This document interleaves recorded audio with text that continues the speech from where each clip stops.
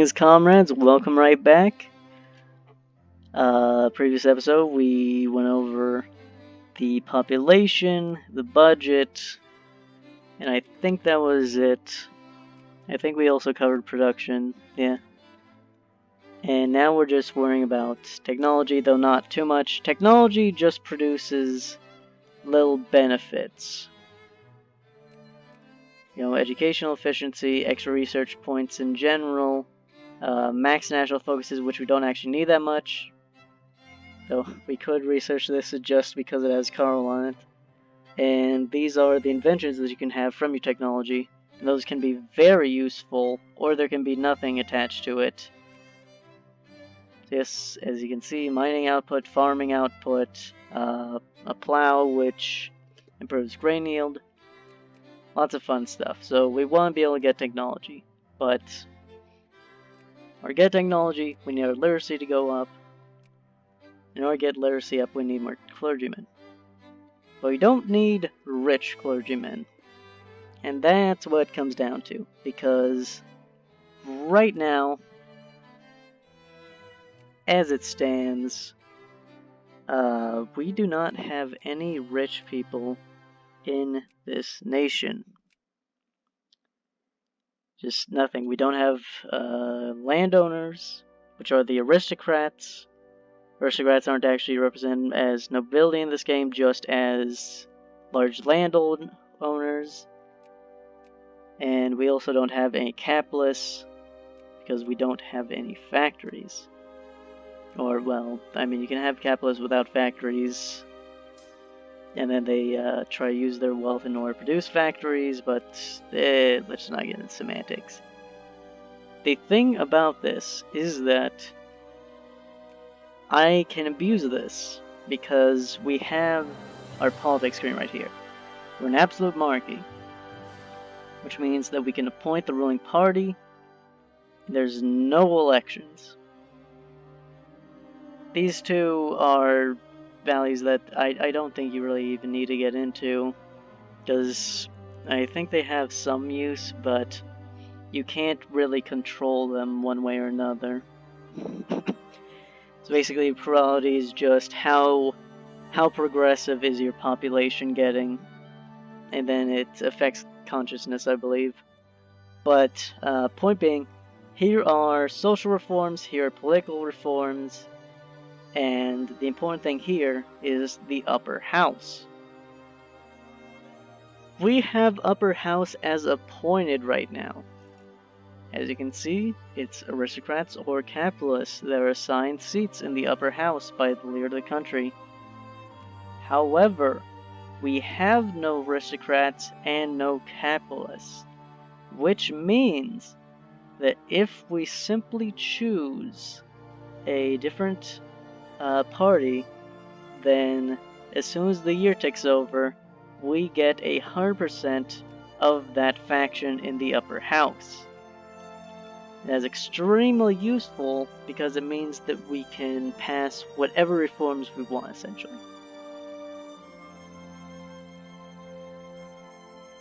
And I don't know if there's anything we actually want to really change, right now at least.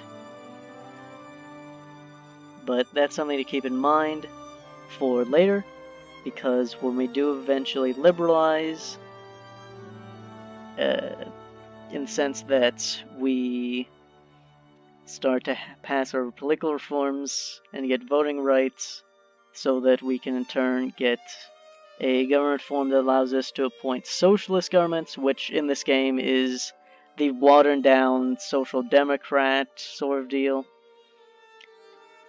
That's what we're going to be doing, because planned economy in this game, not as strong as I would argue it was in the real world. It has a lot of different things that just make it shitty, and if we do get around to the point where communists actually become a thing in this game, then I'll explain why we don't want that ideology, even though I am, of course, Marxist-Leninist. But yes, we completed this research the year's going to take over. And as you can see, the upper house has been rearranged. You have this event, the coronation of Queen Victoria, which is what the Victorian era has been named after, and which is in turn the namesake for this game. But yes, conservatives now are 100% of the upper house. And the conservatives just want to keep things the way they are. That's what they represent. Just sort of, they're fine with how things are going right now. And that's the case in any situation. If we passed every single reform here, then they would still not want to really change it either forward or backwards, unless you have a certain amount of militancy in your general population. If you have a lot of militancy, then the conservatives are willing to make reforms, because then they're able to placate the population. But otherwise, they just want the status quo. The liberals in this game, they just want to pass all the political reforms, and they are like the conservatives with the social reforms. They won't pass it by default, but if there are enough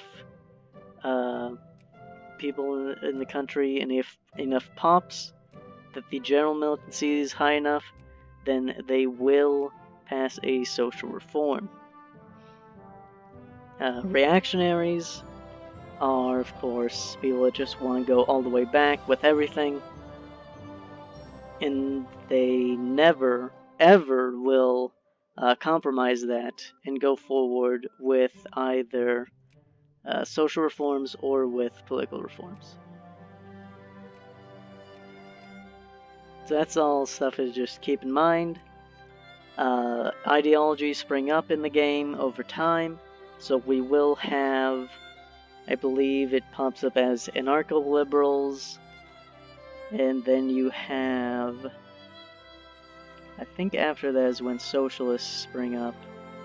Then you have the communists, and then after that you have the fascists. So they all have their own different ideas about ideology and reforms, but we'll just talk about them when they come up.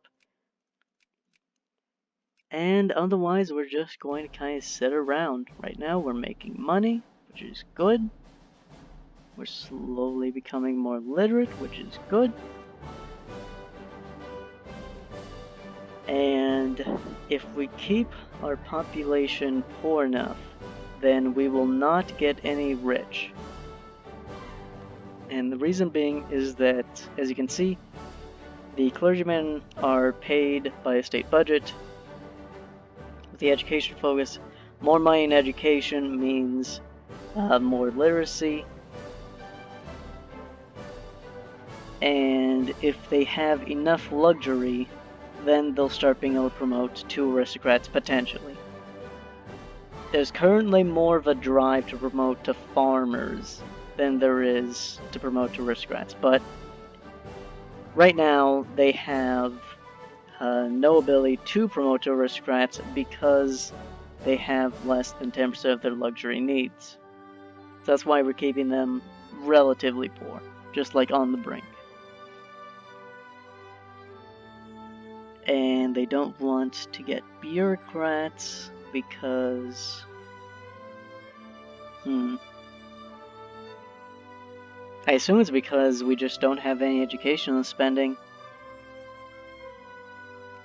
Completing our tech. Our bureaucrats are declining, which is bad for a few things, but not for that much. Which is why we're keeping them down. Like clergymen, bureaucrats are capable of becoming the aristocrats. And also, I believe capitalists, I think other things can become capitalists as well, but right now we just have to worry about aristocrats. And our goal is that we basically just keep getting technology, keep getting tech, keep getting all that nice stuff, and prepare our country and just gather money. And then in, I think, the 70s, maybe, is when we're really going to start just ramping up. We're going to pass every political reform in the country by getting the liberals in the upper house. And then we're going to pass every social reform by getting the socialists in the upper house. And at that point, we don't have to worry about using the exploit anymore. And because of that, we can start actually paying people a good solid wage. A nice full wage. Our literacy will just jump on up after that. It'll go up twice as much as it is currently because it is a direct buff. So right now we have 51%, because over 10% gives a boost to wanting to promote to something. And so yeah, that's going to be our general strategy, and we're just going to want to try and keep things going well for our country. We're going to want to keep our money good, we're going to want to keep our population content, just have a nice peaceful game, and enjoy the mechanics and explain them. And as I said before, if you don't really like a boring game, then don't really watch this. This is not for you. This is a extremely slow playthrough, I would say, just because there's really not that much that we're going to be doing. But as you could see just there, the Russians got us out of the Ottoman sphere of influence. They're going to try to put us in their sphere of influence, and we can see that if we select our nation. Yes, the Russian Empire is currently getting influence on us, diplomatic influence, and if it gets to 100, it already has a friendly disposition, then it will be able to ask for its sphere of influence.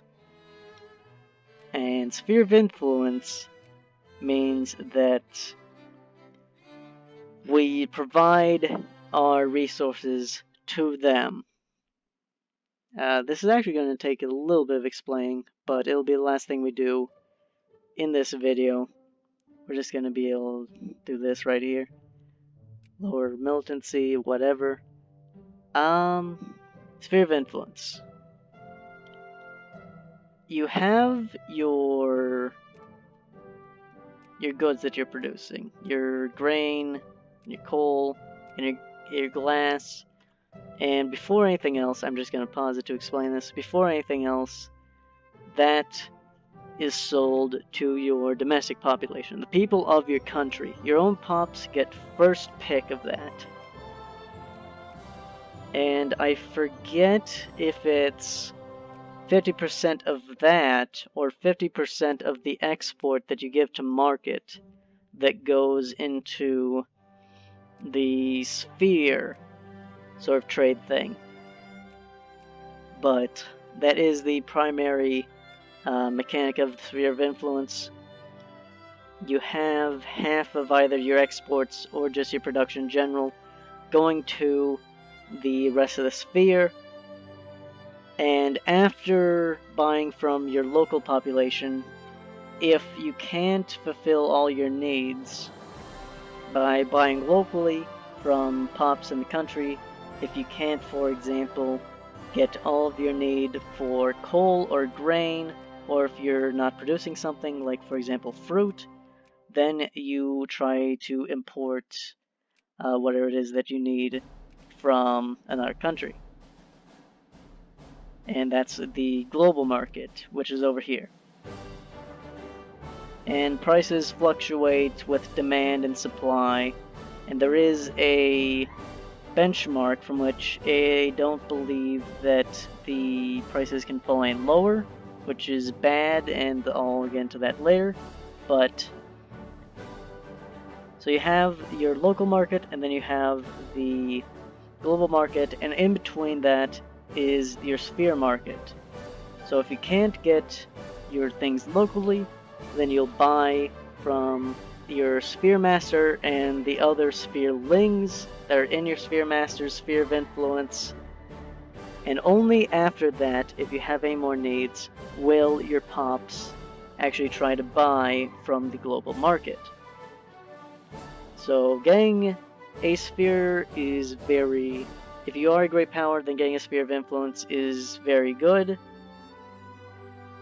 And if you're a country like Serbia, or something else, let's say a smaller country, being in a sphere is also extremely good, because it means that your sphere master will protect you if you're attacked.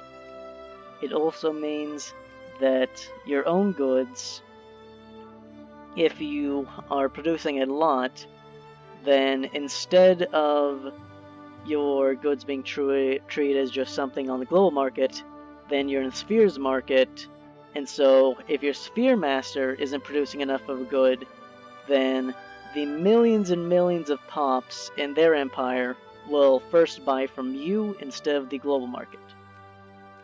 So that can be very good for you, even if you're the sphereling in the relationship. And that is going to be it for this episode. I'll see you